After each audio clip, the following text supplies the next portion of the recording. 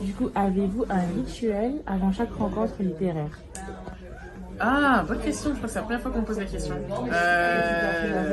Est-ce que j'ai un rituel? Un café, un bon café, je pense.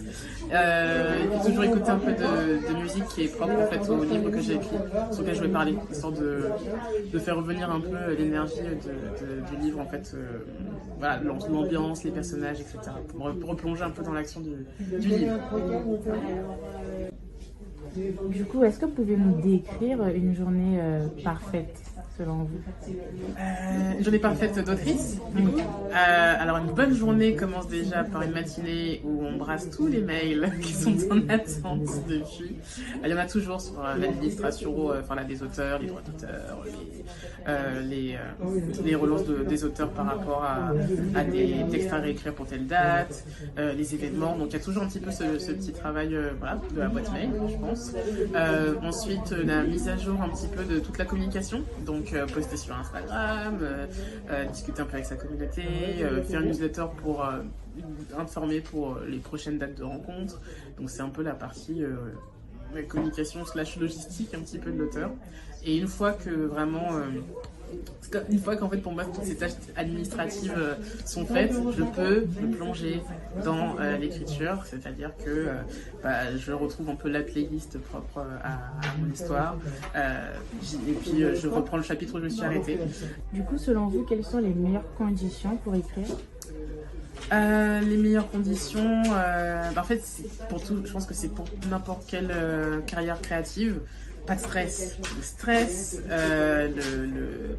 ouais, les problèmes un petit peu inhérents. Il faut vraiment réussir, et c'est compliqué, hein, mais il faut réussir à mettre tous ses soucis de côté pour se plonger en fait dans son univers créatif et pour se mettre dans cette espèce de bulle où en fait il n'y a que l'univers imaginaire et de balancer son ordinateur à un moment donné. Et du coup, vous êtes plus ordinateur ou papier? Les deux, en vrai les deux. Je pense que je suis plus ordinateur pour la rédaction même du livre, mais j'ai besoin du papier, j'ai besoin du carnet pour écrire les idées. Quand je suis dans le métro et que voilà, je prends mon ordi avec moi, je vais prendre le carnet non seulement pour prendre des notes sur ce que j'ai pas l'occasion d'écrire sur le moment, mais aussi pour tester mon idée. Il y a des fois où je suis bloquée, il y a des fois j'ai deux scènes qui s'enchaînent, mais il manque quelque chose entre les deux. Donc j'écris vraiment à un moment donné la scène que j'ai, et j'essaie de chercher sur le papier comment arriver à la scène où je veux arriver. Et ça, c'est le papier qui me permet de faire ça, c'est pas l'ordinateur. Donner à ceux qui veulent se lancer vers le métier d'auteur. Alors, le premier conseil que je dirais à quelqu'un qui veut se lancer dans la carrière d'auteur, c'est déjà respecter son brouillon. Le brouillon, il n'est pas censé être parfait dès le début. Il faut l'accepter avec toutes ses erreurs. Il faut vraiment voir ça comme un laboratoire. C'est la meilleure partie, en fait, le brouillon, puisque c'est là où personne ne va voir ce que vous faites. Et donc, se laisser le temps de le réécrire. Le temps est important. En général, on se dit, oui, il faut qu'en un an, j'ai terminé mon roman. Si ça prend 3 ans, en fait, c'est que votre roman en a besoin. Donc, vraiment être à l'écoute aussi. Et après, pour ce qui est de la publication même, vraiment tenter dans toutes les maisons d'édition que vous avez, avec lesquelles vous avez envie de collaborer, parce que peut-être que le jour où vous allez envoyer pour la 3e fois votre projet, c'est ce jour-là où il y a un éditeur qui vient d'arriver dans les locaux et qui va aimer votre projet et vous publier.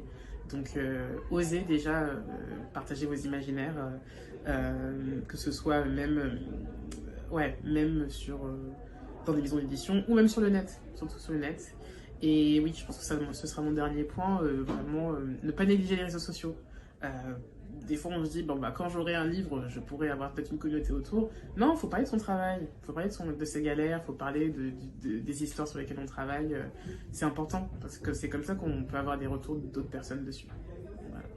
Voilà, du coup, merci beaucoup. Merci.